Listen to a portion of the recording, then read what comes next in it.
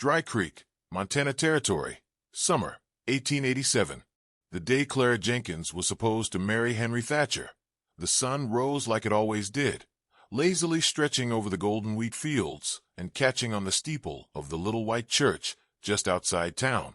The whole town had come out for the wedding, dressed in Sunday best despite the heat. There were lemon pies chillin' in the parlor windows and ribbons strung between fence posts. It was the kind of day that promised beginnings. But by noon, the only thing Clara got was dust.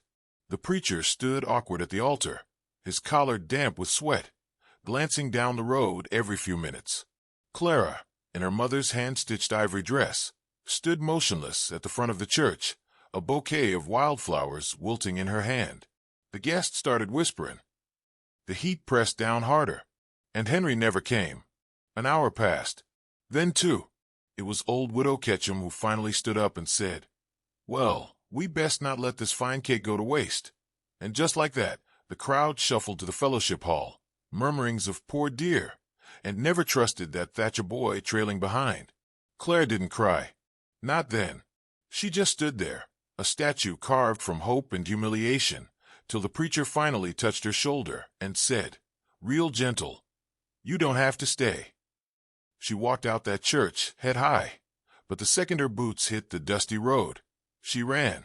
She didn't know where. Just away. Down at the edge of Dry Creek, past where the road breaks into meadow, and the cottonwoods lean in like they're whispering secrets, there was a ranch house, sturdy and weather-worn, with a porch swing that creaked like it was sighing out old stories. That's where Silas McAllister lived with his son, Tommy. Silas weren't the kind of man folks leaned on. He was tall, quiet, a widower of 5 years, and kept to himself mostly, except for Tommy, his 10-year-old with a mop of blonde curls and a heart too big for his boots. Now Tommy had been praying. Not just the kind of praying a boy does when he wants a new knife or a coonhound pup. No, sir. He'd been praying for a mama. Every night, knees in the hayloft, whispering into the rafters like the angels themselves was listening. And wouldn't you know, that very afternoon, while Silas was mending a fence post and Tommy was down by the creek tossing pebbles, a figure came staggering up the trail. Clara Jenkins, dressed dirty, veil caught in a mesquite branch, looking like heartbreak in human form. Silas set down his hammer and watched her come. Didn't say a word at first. Just watched, while the sun hung low and heavy behind her like a halo of fire. "I ain't here to cause no trouble," Clara said, voice hoarse. "Just need a place to sit, till I figure what's next." Silas gave a slow nod.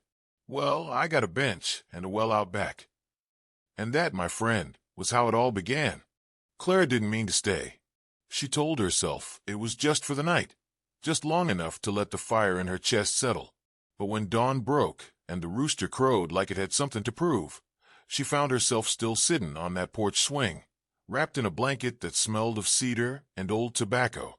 Silas hadn't asked no questions, just nodded toward the porch when she looked uncertain the night before, and handed her a mug of coffee in the morning that was stronger than judgment. The McAllister place wasn't much, 3 rooms and a loft above the barn, but it was clean, and the garden out back was green and honest. Chickens scratched in the dirt, and the air smelled of sage and sun-warmed wood. For a woman like Clara, raised on the edges of civilization and trained in the art of making do, it was more than enough. Tommy was the one who really opened the door, though. He came shy at first, peeking around the doorframe, watching Clara like she was a story he wasn't sure was real. But before noon, he'd asked her if she knew how to make honey biscuits. By supper time, he was sitting cross-legged on the floor, peppering her with questions. "What's it like in Kansas City? You ever see a steamboat? You know how to whistle with 2 fingers." Clara laughed for the first time since that church. A real laugh, light and sudden, like rain on a tin roof. Silas watched from his place at the table, eyes shadowed but soft. He didn't smile, not quite, but something in his shoulders eased. That night, Clara offered to sleep in the loft. "Ain't proper for me to be in a house with 2 fellas," she said, smoothing her skirt. Silas just nodded. "Suit yourself. Barn stays cooler anyhow." It was true. Summer in Montana could cook a man from the inside out. and the loft, though dusty, held the sweet scent of hay and the cool breath of night air. The days slipped by like molasses on a tilted spoon. Clara weeded the garden, fixed a hem on Tommy's breeches, and even patched Silas's shirts when he wasn't looking. She didn't mean nothing by it, just felt right to keep her hands busy. One evening, Tommy sat on the porch step, a frog in his lap and a look of deep thought in his eyes. "Miss Clara," he said, voice as soft as cattail fuzz, "do you think God sent you here cause of my prayers?" Clara blinked, caught mid-stitch. "What prayers, sugar?" "I asked him for a mama," Tommy said simply. "Not the marring kind. Just someone to read with and tell me when to wash behind my ears. You know, mama stuff." Clara's throat tightened. She didn't know what to say, so she just reached out and tousled his hair. "Reckon the good Lord's got a strange sense of direction," she whispered. Later that week, trouble came knocking, like it always does, wearing spurs and carrying bad intentions. But that's a tale for the next part, when the past comes calling, and Clara's got to decide whether to keep running or plant her feet. The morning started like most, sun coming up slow and hot, spreading gold across the prairie like honey on bread. Tommy was out chasing a lame chicken, Clara was hanging laundry on the line, and Silas was in the back pasture, checking the fencing, where the cattle liked to test their freedom. Then came the rider. Dust kicked up along the trail before the silhouette showed, tall in the saddle, sharp-shouldered, coat too fine for honest work. Clara spotted him first, and her blood turned cold as creek water in spring. She knew that coat, knew the man inside it, Henry Thatcher, the very one who'd left her standing alone at that altar in Dry Creek. He reined in at the gate, had pulled low like maybe that'd hide his shame. When he dismounted, the dust settled around his boots like judgment. "Clara," he said, doffing his hat slow. She didn't answer, just crossed her arms and stared. Behind her, Tommy peeked out from behind the washtub, his eyes wide and curious. Henry glanced toward the barn, then the garden, taking in the signs of life that hadn't existed when she arrived. "I didn't come to fight," he said, voice lower than she remembered. "I didn't come to see you at all, last I recall," Clara replied, steady and sharp. "But there you were, not showing up anyway." Henry winced. "I was scared. He stopped, rubbing the back of his neck. "I made a mistake, Clara. A real big one." She didn't flinch, didn't blink. "You made a choice, Henry. Big difference." Silas appeared then, walking up slow and sure, dirt on his hands, eyes like thunderclouds. He didn't say a word, just stood beside Clara, quiet and solid like the earth itself. Tommy edged closer to him without thinking. Henry's gaze flicked between them. "I didn't come to make trouble," he said again, this time with less gumption. I heard you were out here. I wanted to make things right." Silas raised one brow. "She don't need fixin', far as I can tell." That hung in the air like a cowbell on a still night. Henry looked at Clara. Do you want to come back? With me?" And just like that, time slowed. Clara looked past him, to the wide blue sky, to the clothes fluttering on the line, to Tommy's little hands clutching Silas's pant leg. She shook her head, soft but firm. "No, Henry. I've already gone forward. Not stepping backward." Henry's shoulders sagged. He stood there a minute longer, then turned and mounted up.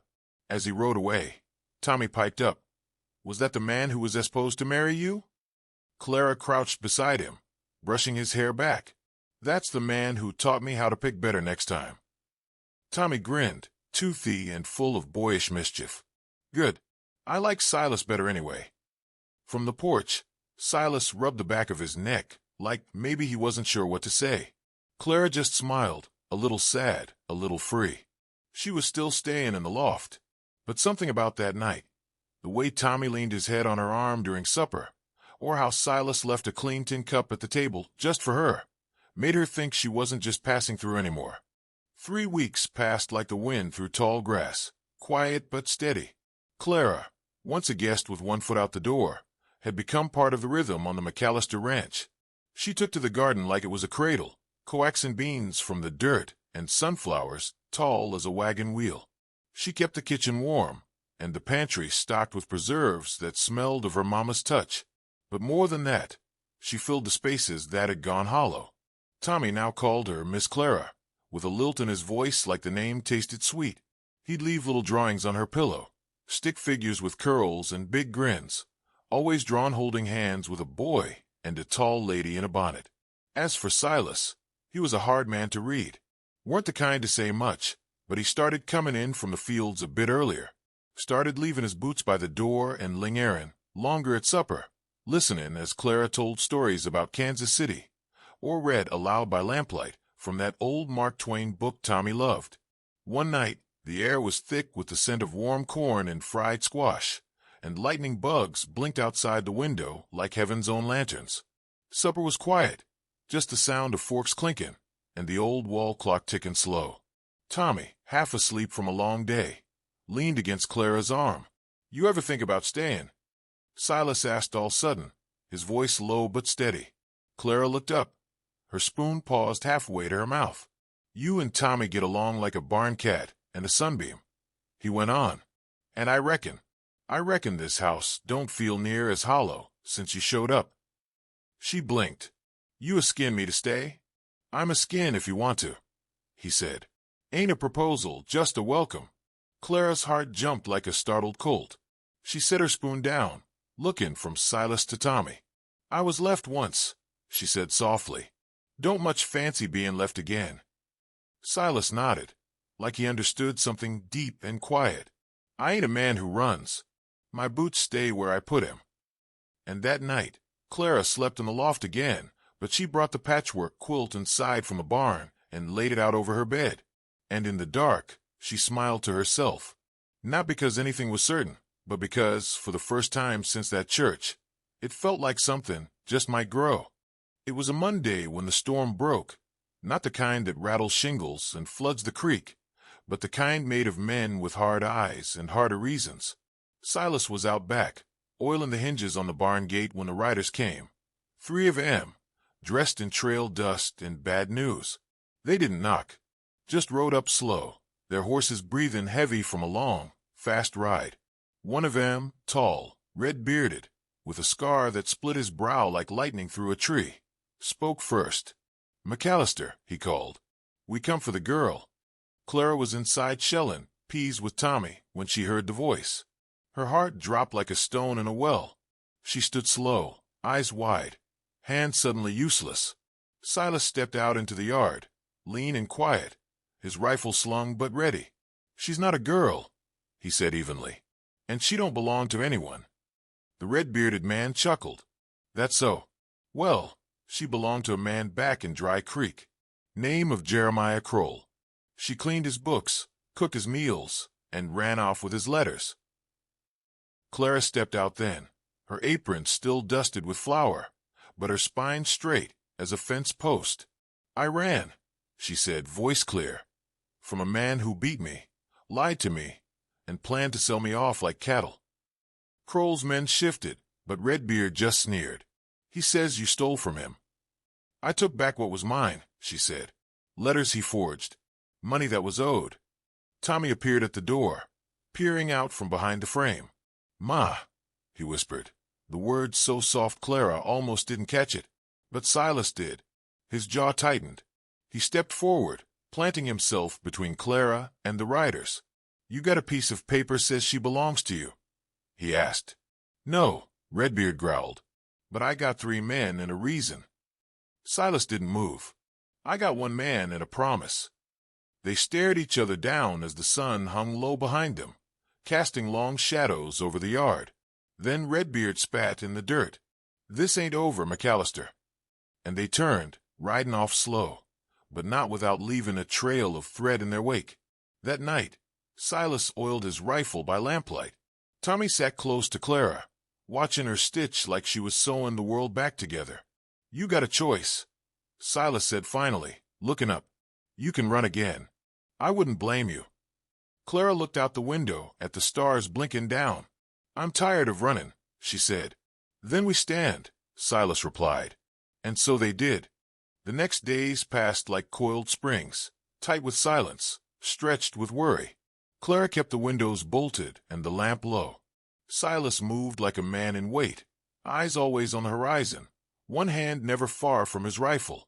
Tommy knew something was wrong. He didn't say much, but he stayed close to Clara, following her through the house, like a pup afraid of thunder. Then one night, long after the fire had burned low and the crickets took over the world, Clara woke to the smell of smoke. She sat up quick, heart hammering. Not the kitchen, not the fireplace. No, this was outside, dry smoke, heavy and mean.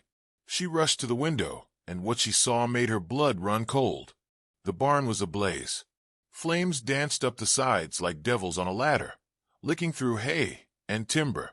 Sparks leapt toward the night sky, casting a wicked red glow across the fields. "Tommy!" she screamed, running for his room. He was already out of bed, eyes wide, clutching his little wooden horse. Silas met her in the hall, half-dressed but fully ready, shotgun in one hand, a bucket in the other. "Take him," he barked, thrusting Tommy into her arms. "Go to the creek. Don't look back." She didn't argue.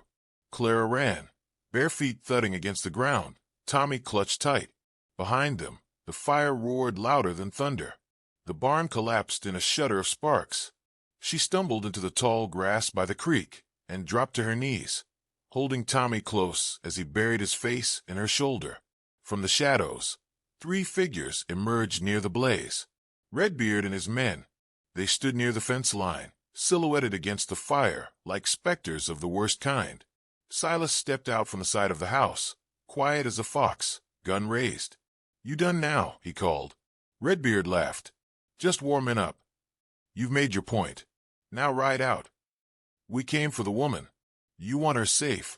Hand her over." Silas didn't flinch. "You'll leave with one less man if you try." A pause hung in the air, thick, smoky, dangerous. Then Redbeard's hand twitched. A shot cracked through the night. One of the men dropped, screaming. Silas had aimed low. He wanted a message, not a grave. That was enough. The others dragged their wounded off, cursing and spitting as they vanished into the dark. By dawn, the barn was ash. The chickens had scattered, the fence half scorched. Silas stood in the ruins, sweat mixed in with soot, shovel in hand. Clara came to him, hand on Tommy's shoulder. The boy looked up at the blackened sky, then at Silas, and whispered, "You didn't let them take her." Silas crouched and looked the boy in the eye. "A man don't let the things worth keeping be taken." Clara watched them both, her throat thick. She reached down and took Silas's hand, blackened with ash, calloused and strong. "You're more than just a rancher," she said. He looked at her, quiet. "And you're more than what he left behind." Summer lingered after the fire, dry and stubborn like a mule. With the barn gone, chores piled high. But Silas didn't complain. Clara rose before dawn to help, and Tommy, though small, did his part, carrying buckets and fetching tools with the kind of pride only a boy with purpose can hold. They rebuilt, slow but steady, fence rails first, then a lean-to for the animals that had stayed. The porch got swept more regular, and the rocker Clara, once borrowed from a loft, now sat outside the kitchen window. She'd hum sometimes while she worked, old tunes her mama used to sing, the kind that made the air feel sweeter. But it wasn't just chores or humming that changed. It was the little things. Silas started sitting at the table instead of eating by the sink. Clara stopped sleeping in the loft, moving into the spare room with windows that faced the east pasture. And Tommy, he stopped saying, "Miss Clara." One night, he just said, plain and sure, "Mama, can I have another biscuit?" Clara didn't cry, not in front of him, but later, with her hand still in the dishwater, she let a single tear slip down, slow and warm as molasses. Then she wiped it away, just like her mama taught her, with grace and grit. It was Tommy who asked the question proper. One evening, as they sat on the porch watching fireflies blink like dreams in the dusk, he leaned against Silas and said, "If we already love each other, why don't we just be a family for real?" Silas looked over at Clara, not with surprise, but with something deeper, like he'd been waiting on the right time to say what he already knew. "I reckon," he said slow, "that's a mighty fine idea." He turned to Clara. "I ain't good with speeches. Never had a ring, and all I owns on this land. But if you'll stay, if you'll have us, I'd be proud to give you my name." Clara didn't speak right off. She looked out at the prairie, the barn timbers still curing in the sun, the garden rows neat and clean. Then she looked at the boy who prayed for a mother and the man who never once looked away when her past came knocking. "You don't need to give me your name," she said gently. "Just make room for mine beside yours." They married under the cottonwood behind the barn. No preacher, just the wind and the wildflowers and the sky overhead. Clara stitched a new quilt after that, one square for every season she'd survived, one for the church she walked away from, and one stitched with 3 names: Silas, Clara, Tommy. It didn't hang on a wall. It lay on their bed, warm as a promise. And every night, when the stars blinked quiet above the prairie, Tommy whispered the same thing before sleep took him. A little prayer, half remembered but true. "Thank you, God, for sending her."